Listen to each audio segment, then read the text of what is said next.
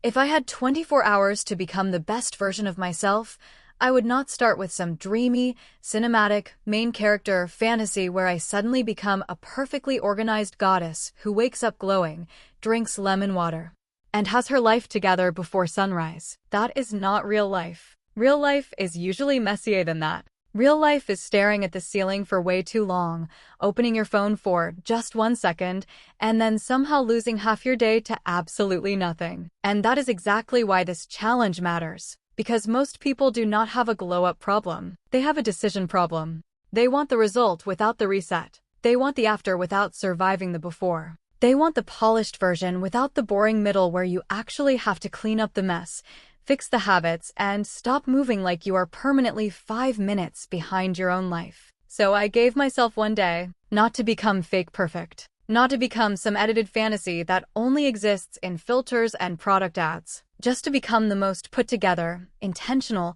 impossible to ignore version of myself that I could build in 24 hours without lying to myself. And no, I did not start with skincare. That would be too obvious, too easy, too performative. I started with the thing that affects everything else before you even realize it does, the environment. Because if your room looks like your brain has been fighting for custody of itself, that energy follows you everywhere. You feel it when you walk in. You feel it when you sit down. You feel it when you try to focus and your eyes keep landing on piles of unfinished everything. So before I touched my hair, before I touched my face, before I even thought about looking good, I cleaned the room like it had personally offended me. Clothes off the chair, trash out, desk cleared, random things put where they actually belong. Bed made. Nothing dramatic. Just enough to stop the room from screaming chaos at me every time I looked around. And the second I finished, the energy changed. Not in some magical, my life is healed now way. In a very real way.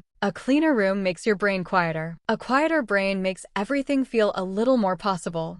It is not aesthetic. It is functional. And, honestly, that is why it works so well. Then I did the thing that most people keep avoiding because it is not glamorous enough for the internet. I cleaned my phone. Yes, the tiny rectangle that somehow controls your attention, your mood, your schedule, and half your personality. I deleted screenshots I was never going to use. I muted the noise. I stopped refreshing apps like they were going to hand me a brand new life. I cleared out the digital mess, put the phone down, and let my brain sit in actual silence for a minute. And that part matters more than people want to admit, because a messy phone usually means a messy head, and a messy head makes everything feel harder than it is. So cleaning up the space in your pocket is not some tiny detail. It is a reset. And now we get to the part where the actual transformation starts. The shower. But not the fake shower. Not the stand underwater for 2 minutes and call it self-care version. I mean a real reset. The kind of shower where you come out feeling like you just erased a whole chapter of tired, lazy, neglected energy. I washed my hair properly. I cleaned my body properly.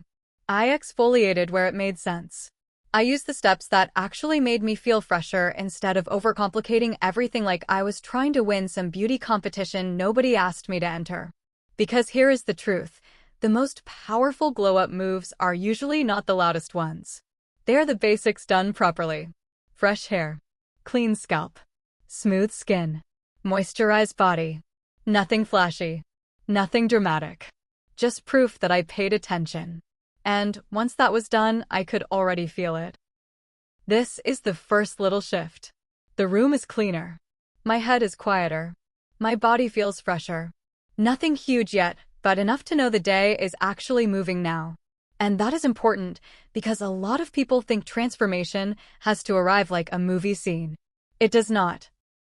It usually shows up in small, visible wins that stack until one moment makes you realize, wait, this is actually working. Which brings me to hair. Hair is powerful. Hair can save you, expose you, elevate you, or drag down the whole look if it looks like it gave up halfway through the day. There is no polite middle ground.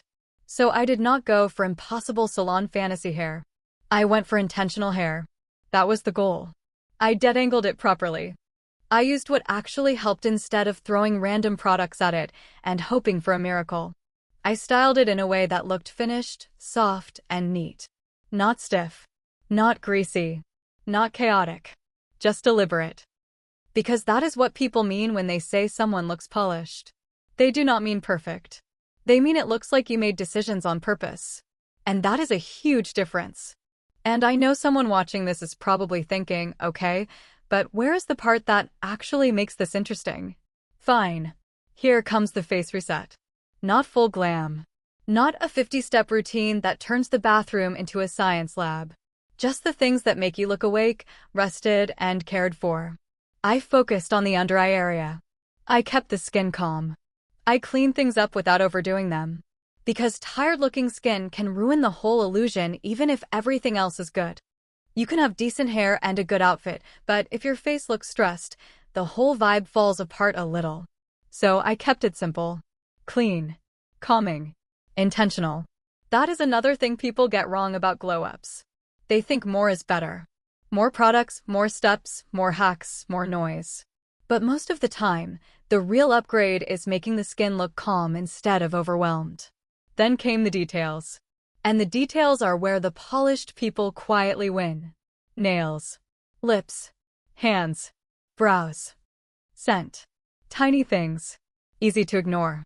Very easy to underestimate. But these are the things that make a person look finished without trying too hard. So I cleaned up the nails. I kept the lips soft. I made the hands look cared for. I did not overdo anything because overdoing it usually looks like panic dressed up as effort. I just made sure the little things were no longer working against me. That is the difference. Not loud. Not dramatic. Just better. Now the outfit. Because clothes matter more than people want to admit. The outfit is not just fabric. It is the frame around the whole image. It is the thing that tells the eye what kind of energy you are trying to give. If the clothes are random, the whole look feels unfinished. If they are right, everything starts making sense immediately. So I picked something that fit properly, sat properly, and looked intentional. Not expensive. Not overstyled. Just correct. And that is when the transformation starts becoming impossible to ignore. Because the difference is no longer one thing. That is the part people stay for. Not because it is a miracle. Because the progress is visible. And now we get to the thing most people completely overlook, even though it changes the whole vibe faster than almost anything else. Posture. Body language. Presence. Because if you are moving like you are trying to take up as little space as possible, people feel that. If you are standing like you are apologizing for existing, people feel that too. And it changes how they read you before you even say a word. So I straightened up. Not in some fake robot way. Just enough to stop folding into myself like a question mark with Wi-Fi. Shoulders down. Chin level. Neck long. Walk like I had somewhere to be. Stand like I belong there. Move like I was not trying to disappear. And that shift is huge. Because suddenly the body stops saying, please do not notice me, and starts saying, yes, I am here. That is not fake confidence. That is just refusing to shrink. And once that part clicked, the whole day changed, because energy matters. A glow-up is not just visual. It is energetic. I stayed intentional. I drank water. I slowed down enough to keep the momentum steady instead of letting the day collapse into random distractions. I did not do one nice thing, and then return to chaos like the day owed me something. I kept going. That is the real difference between a cute routine and an actual transformation. Momentum. One decision makes the next one easier. One upgrade makes the next one feel worth doing. And suddenly the whole thing stops feeling like effort and starts feeling like a standard. That is what people actually binge watch for. Not lectures, not lists, movement. Progress. Change. A visible shift. A clean room becomes a calmer mind. A calmer mind makes better choices. Better choices make the body look fresher, the face look more awake, the hair look more intentional, the outfit look stronger, and the whole person look like they finally decided to show up for themselves. That is why the transformation works. Because it is built. Not imagined. Not edited. Built. So by the end of the day, I did not become some impossible perfect person. That was never the point.